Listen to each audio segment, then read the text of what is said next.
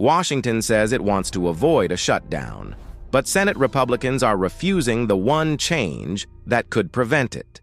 After the killing of Alex Pretti, Democrats want DHS funding pulled.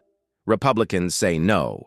So the real question is this: is this about accountability, or is it about forcing a political showdown using the shutdown threat?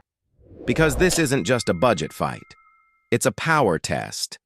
Here's what we know. The U.S. government could face a partial shutdown by the end of this week. That happens if Congress fails to pass a $1.2 trillion funding package.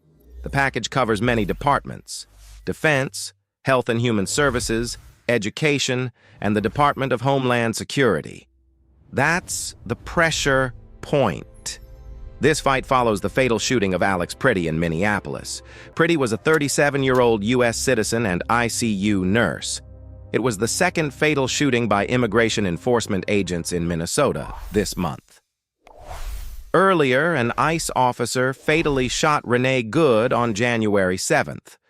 After the Pretti killing, several Democratic senators said they will not vote for the funding bill if DHS funding stays in. Republican Senate leadership, according to a source speaking to CNBC, has refused to remove DHS funding. Their position is simple. They plan to move forward as planned and hope Democrats support the bill. The House has already passed the combined funding package and is now in recess.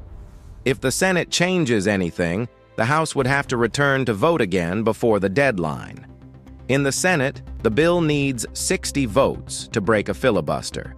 Republicans hold 53 seats. That means they need at least 7 Democratic or independent votes.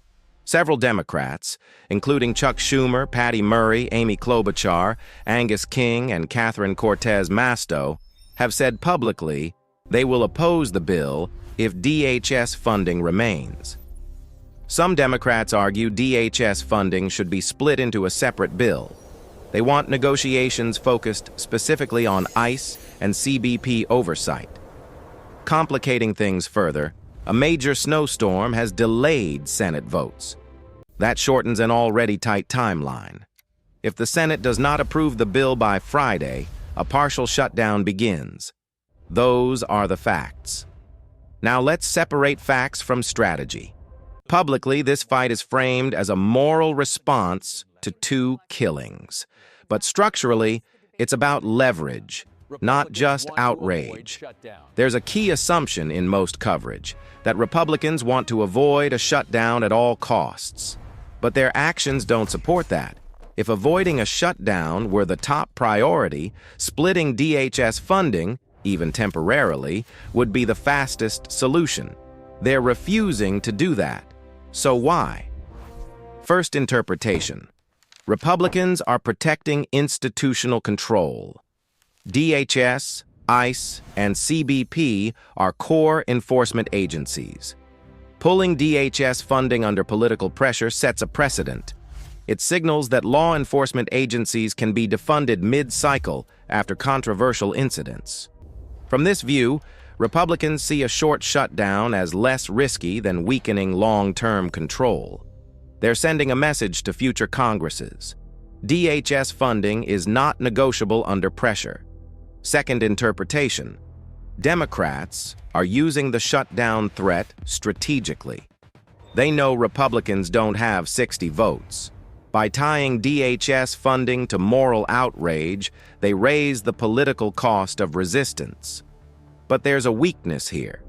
The same funding bill also covers defense, health, education, housing, and transportation.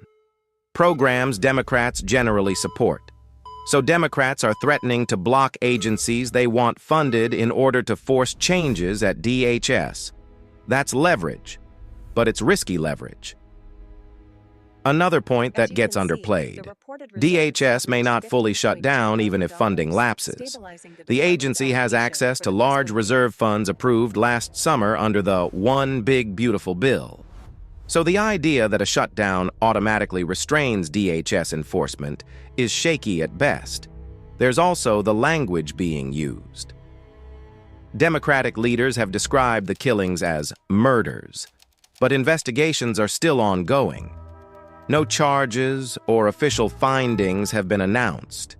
That language is politically powerful, but legally, it's unresolved. And that matters, because public pressure is being built before the facts are settled. In the short term, this creates three consequences. First, shutdown risk increases, not because of gridlock, but because neither side wants to blink. Republicans don't want to weaken DHS authority. Democrats don't want to back down after drawing a public moral line. Second, DHS turns into a political shield, not a bargaining chip. Republicans are effectively daring Democrats to vote against the entire government to prove their point. Third, accountability gets delayed. By tying DHS reform to an all-or-nothing funding vote, oversight debates get pushed aside instead of resolved. Longer term, this sets a precedent. If DHS funding survives untouched, it reinforces the idea that enforcement agencies are politically insulated, even after fatal incidents involving citizens. If DHS funding is split or amended under pressure, future Congresses may use funding deadlines as accountability tools. So who benefits? Republican leadership benefits if they hold the line. DHS leadership benefits if funding stays intact. Democrats benefit politically if they force negotiations or control the narrative. Who loses?